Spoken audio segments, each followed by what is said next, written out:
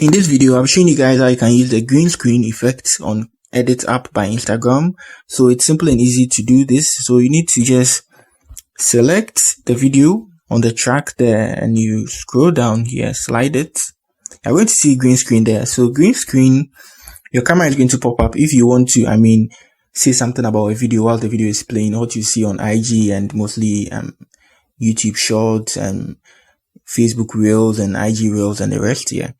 When you tap on that, your camera is going to pop up. I don't want to tap on that. You can see the green screen here. From the filter, you see green screen. So that's it on how you can add a green screen to your videos.